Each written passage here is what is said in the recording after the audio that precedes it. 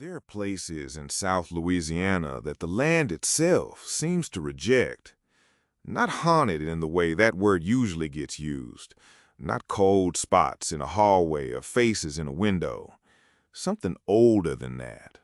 A wrongness that lives in the soil, in the water, in the air. Something the Houma Nation knew before any European name was ever placed on a map. They called it Mauvais Bois. In French, that means bad woods. The ridge sits southwest of Bayou Dularge, near Lake Decade, isolated even by South Louisiana standards, which is saying something. No roads that go there by intention, no reason to find yourself there unless you were looking, or unless something has gone wrong. It sits in that country below Houma where the land gets thin and unsure of itself, where the marsh and the solid ground have been in negotiation for centuries, and the marsh is winning.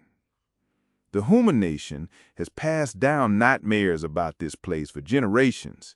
Not stories exactly, nightmares. The kind that come from something that happened, not something imagined. The kind that don't fade. What happened there, as best as history can reconstruct it, began during the War of 1812.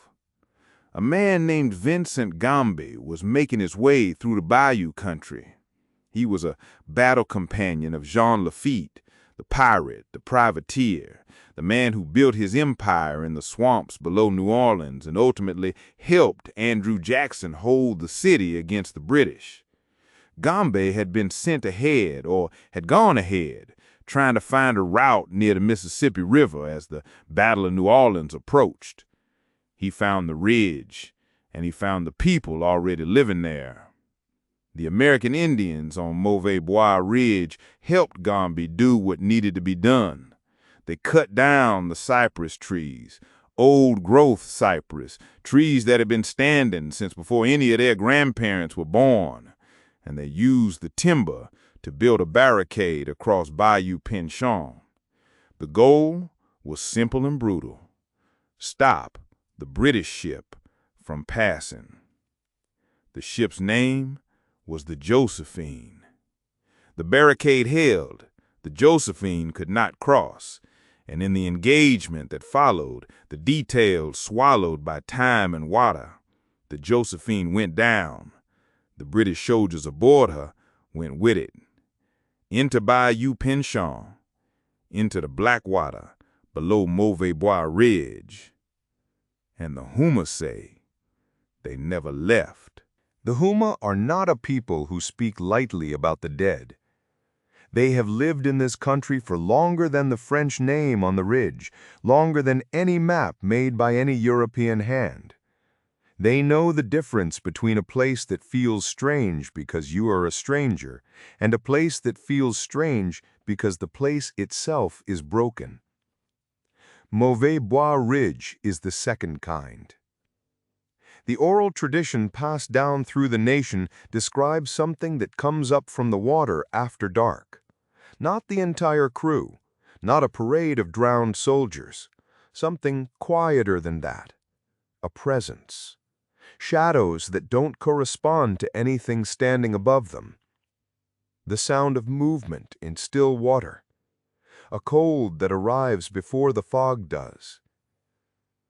And the dreams. The Houma speak of the dreams most of all. Generations of people who have lived near the ridge describe the same thing, waking before dawn with the feeling of water in the lungs, the sensation of pressure, the feeling of being held down by something that is not angry, not malevolent exactly, just unable to leave. Louisiana history professor Steve Michaud, who has documented the oral traditions of the region through Nicholls State University, has noted that the battle on Bayou Penchant is historically traceable.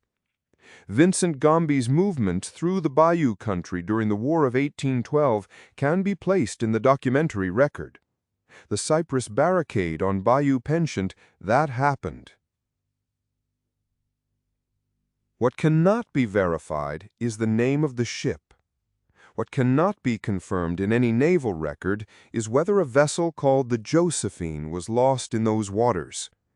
What has never been formally excavated is the wreck, if a wreck exists at all. But the Houma know it is there.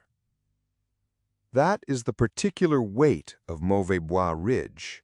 It sits at the edge of what can be proven and what can only be felt. A place where history ends and the land begins to tell its own story. The cypress they cut down to save New Orleans are gone. The men who sank with the Josephine left no letters home. The battle barely made the histories that got written afterward. But the ridge remembers. There is a word in Houma country that doesn't translate cleanly into English. It describes the quality of a place that has absorbed too much loss, too much violence, too much forgetting.